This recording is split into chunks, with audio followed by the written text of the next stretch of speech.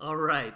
The next item you may want to add to your site as you're setting it up is something called a favicon. What this is this little graphic up here that appears in browser tabs.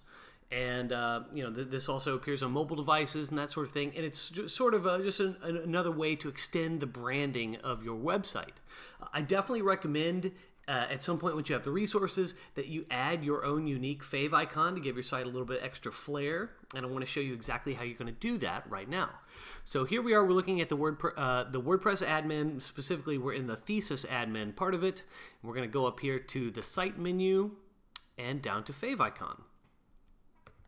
All right, what we can do here is we can select an image to serve as a favicon, but there's some rules about the images you want to use for a favicon. It used to be you had to have a special .ico file to use that browsers would recognize, but pretty much every browser on the planet now recognizes PNG files, PNG files, which is super easy, super accessible.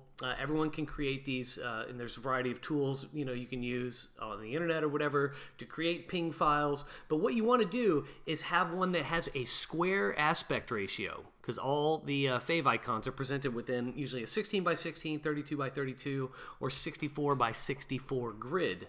And that's pixels, by the way.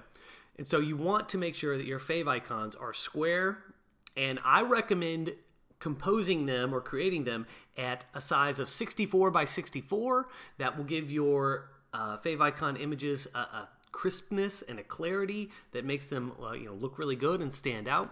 And so I'll select one I have here as a sample. Let's see here, go here, and we'll use this one. And just click Add Image. Could not be easier. There it is. And now when we refresh our website, by holding Shift and clicking Refresh to dump the browser cache, we'll see that the favicon image has indeed been updated up here. Okay? If you want some extra tips on this, you can check out the tooltip on here. I've got a link to an online tool that is a favicon generator. So you could use this to create your graphic, but if you've got access to something like a Photoshop or some other way to create your favicon image, I recommend you do that. 64 by 64, you upload this thing right here, and boom, you've got a beautiful favicon on your site. Okay, see you in the next tutorial.